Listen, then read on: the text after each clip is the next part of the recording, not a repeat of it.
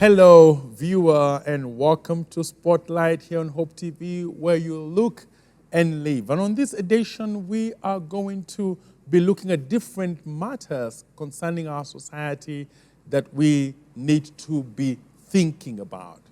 Now, there are questions about our country, questions about our community, questions about our nation that we must keep asking and also answering.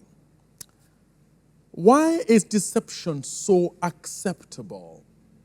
Lies are spoken and we clap. We are cheated and we cheer. We are a lying and a lied to nation. Truth is lonely and unwanted. Those who seek honesty are frowned upon, even fired. Why do we hopelessly say we've no option but choose the nicer thief? It is saddening if after all the years of independence, Kenya has not nurtured a pool of non-thieves capable of fitting political leadership. Did thieves steal, hold, and copyright political positions? Scales must fall from our eyes and discard this lie. If we have problems with deceptive leaders, you will find it very difficult to choose a leader from the present typology of aspirants. But if you do not have a problem with being deceived, making a pick is as easy as A, B, C. But there is a problem with not having a problem with deceivers. A nation built on lies is lying to itself. We ask ourselves, why is excellence so scattered? We have entrenched a vice of cutting corners. This culture delivers appearance of good, but hardly the good itself. Institutional excellence is punctuated with most organizations not having excellence as a goal. Instead, the aim for organizations is just getting by. Many educated Kenyans have been baptized into the culture of eating their institutions. When intellect is lent to thieving, we have a sorry state of the nation. Kenyans accustomed to no services find mediocre services heavenly. Excellence is infrequent, with only a few institutions offering quality services intentionally and consistently. Work is given just enough fuel to get it done, yielding a diluted life.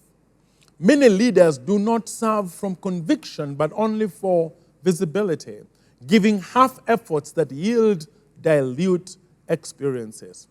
The extra mile is bushy because it is hardly walked, yet citizens deserve that touch above the ordinary that intensifies their experience and spices up their life. They are not born to suffer. Excellence need not be a market dynamic. It should be a practice arising from a reverence for life, where individuals and systems respond to situations and opportunities with a spirit of honor. Honor and excellence are kindred. To be proud of cutting corners is to live in darkness. Truth is that cutting corners chokes a country's quality of life. Why can't we be trusted as a nation? Why so much mistrust? Now, on the global map of trust, it is hard to locate Kenya. The Chinese build a railway, but they would rather run it. As long as they are owed, they will demand a grip. Their grip is to keep their quality as well as keep away the Kenyan breed of greed. Sad they cannot trust Kenyans. That we sign on such contracts affirms the trust shortage critique. Now, one fears the day the operations of the multi-billion projects will be taken over by Kenyans. It is not that we are not capable. It is that we have no character. Intellect without character is chaotic. Magical Kenya needs to expand its reach from positioning the country as a destination to positioning the country's destiny. Now, to be truly magical, we must rebrand from a culture of running down institutions to one of firming up integrity. Integrity is trust's raw material. It has many enemies, but it is our only salvation. Enemies of integrity are enemies of nationhood. To imagine that leaders suffering from a perpetual integrity drought can lead us to prosperity is a bad dream. Now, why is kindness commercialized? Salespersons in shops, waiters in hotels are the frontiers of kindness. At the end of the day, they close the business doors, put off their masks, and return to their regular raw selves. To them, kindness is a factor of work. Kindness, the human trait, has been veiled by a commercialized goodness. Away from the market where kindness is a transaction enabler, goodness is held in suspicion. This is evidenced by such sayings as, if the deal is too good, think twice. Now, natural kindness is unexpected. When you extend it, you are likely to be asked, why are you being so nice? Nice for the sake of nice is illicit. But to minimize kindness is to surrender to the forces of indifference. A community that does not produce its resource of kindness is bound to badly bruise itself. We ask ourselves also, why is sobriety increasingly mocked? Now, those who do not take alcohol are now a minority. At one time, Kenya was rightly described as a drinking nation. Now, depending on who you talk to, drinking is either heroic or tragic. The call to drink responsibly has proved difficult for many. The result is multiple hearts, broken homes, heartbroken children, talents robbed, and possibilities damped. But even with credible evidence supporting drinking with caution, a culture is brewing and budding where irresponsible drinking is perceived fashionable. Reckless drinking drenches a community with alcohol, and the resultant shivers freeze possibilities that could have otherwise meant a better life for the people. Now, why is romantic love becoming so temporary? Now, I love you. Now, I don't. One day you are madly in love, and tomorrow you have been driven mad by the same person. Love meant to grant security is a prime source of insecurity. Contemporary marriages have love on brakes. Romantic, free-flowing love is rare. Short-term love is in. Long-running love is an exception. Love is doubted. True love has been declared non-existent. Interests and conveniences now rule. Many want to be loved, but few are willing to do the work that love deserves.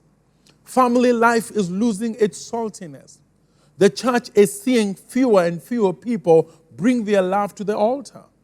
Couples are shaky and afraid that the glorious walk down the aisle may, down the line, become a walk out of shame. Now, love ratings are dropping, making it undeserving of a spiritual ritual. With no clear custodian, marriages keep stumbling and tumbling. But a fact still stands, as stated in the words of a common wedding liturgy, where marriage is held in honor. People know contentment. Where marriage is not respected, a nation fails to prosper.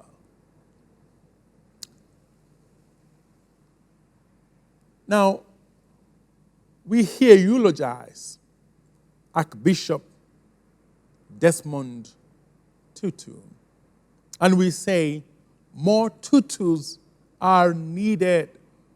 Now, once in a while, there are people who walk among us that leave no doubt that God is real. We have found from their lives that there are such people as prophets. Archbishop Desmond Tutu embodied the presence of God, and he did so in the hostile context of apartheid. Light is made for darkness. Such is the case with true greatness. It is exposed in times of difficulty. The past year has not been the easiest. Death has occurred in many forms, but it has revealed new layers of our will to live. In the midst of chaos and desperation, we have seen many, even those in Mukuru kwa Jenga, look evil in the eye and fight back. Tutu's life was one of fighting and fighting for others. We may not all be commissioned to give up our lives in the Tutu fashion, but we are all in need of a form of Tutuism. If only we lived more generously. Tutuism gives us eyes to see the sticky selfishness the world throws at us. Tutuism takes us beyond recognizing to rejecting this vice. Selfishness is a moral sickness that eats up every trace of kindness. The result is a world starved of love. Love is life, and without it, we become the walking dead. To despise love is to love death. To be generous in the Tutu sense implies a readiness to give up your own life in love if such a giving contributes to the life of others. What if we all understood ourselves as made for goodness? Tutu's life echoed the words of the Creator who assessed and passed his creation as good. If you are what you were made for, then you are made for goodness. Our country has many people who have a goodness that is made up, conjured to make a manipulative and deceptive impression. But as goes the title of the classic movie, A Few Good Men, there is a remnant of Kenyans who still sow seeds of authentic goodness. Though evil mocks the virtuous, this country owes its sanity to this unknown army of the good. Tutu was the renowned one, but he did not make it alone also. Families often make great sacrifices to nurture the callings of their members. This part of what family is for. This is part of what family is for. Cheering each other on, even when the voices go hoarse. Now, sacrifices can come from other sources, but the taste is different when they come from the family. For instance, an unselfish spouse. Now, his wife, Leah Nomalizo, has experiences about Tutu that only she can narrate, angles to accounts that only she has, and some stories she will keep in her heart, never to tell. Without family, it is a lonely world. But having a family is one thing. Having it functioning is a whole other zone.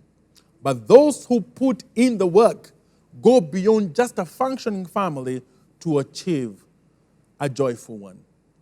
Tutu was old in years, but contemporary in vision.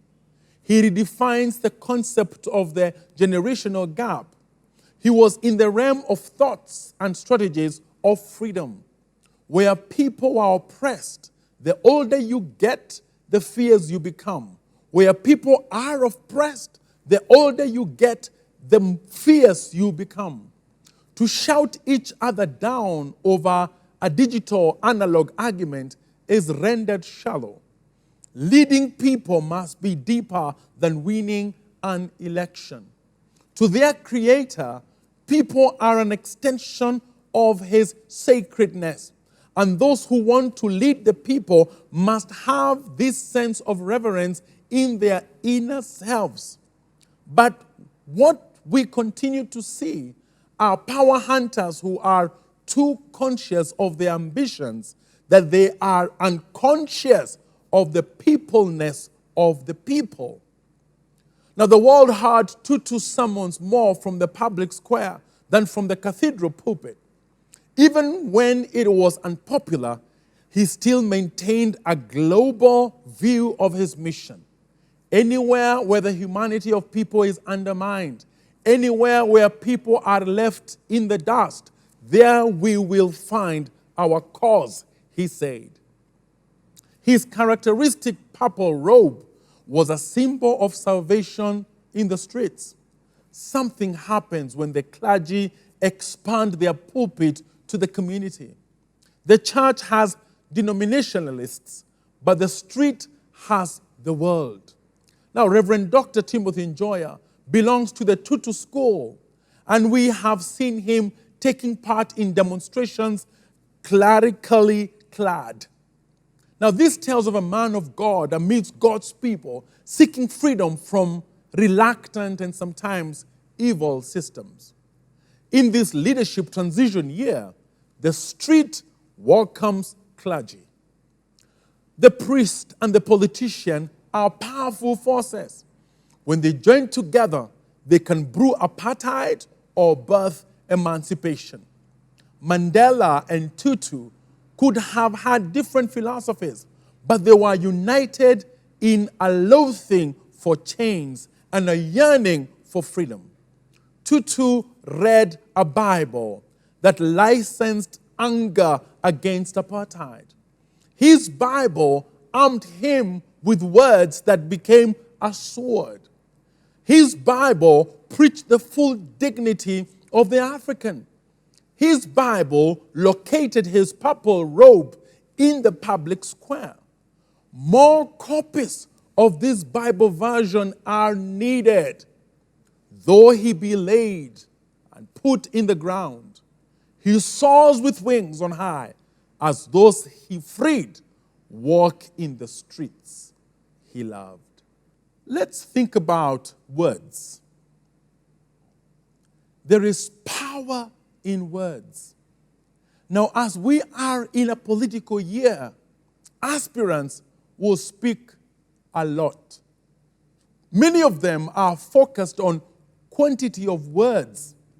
They disregard the quality of their words. A meaningful political speech should have the following. A speech must be liberative. People elect a leadership with their oppressions in mind. A speech, therefore, should show knowledge of the oppressions of the people. The words are a force of liberation, causing chains to fall off. People should be freer at the end of the speech than they were at the beginning. A speech must quench the quest for freedom. A speech should be hope-giving. A speech should cast a new vision for the people. Describing present problems and not taking people beyond the description is not good use of podium time. Hope must be significant and practical. A speech is a canvas where a future of a people is painted. It must build a people's appetite for tomorrow. Speech should be people-centered.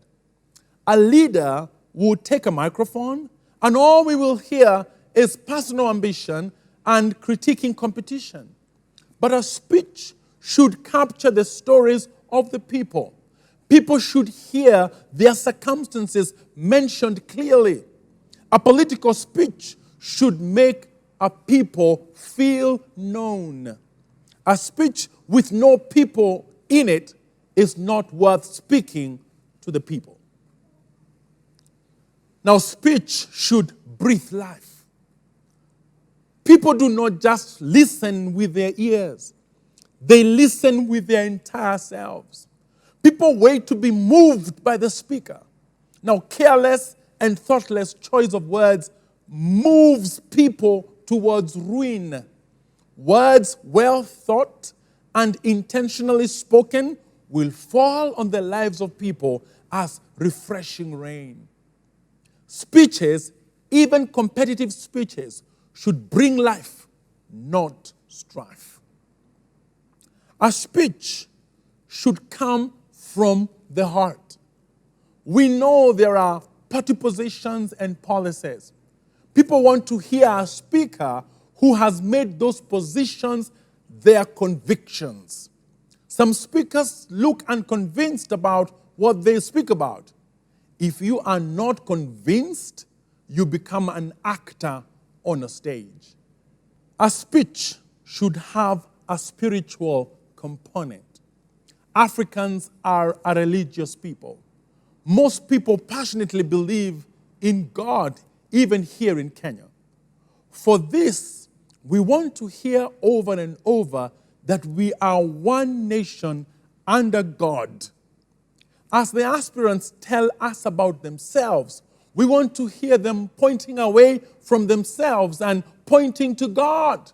Because yes, we know we need human leaders, but Kenyans feel most safe in God. This has been Spotlight. Thank you for watching.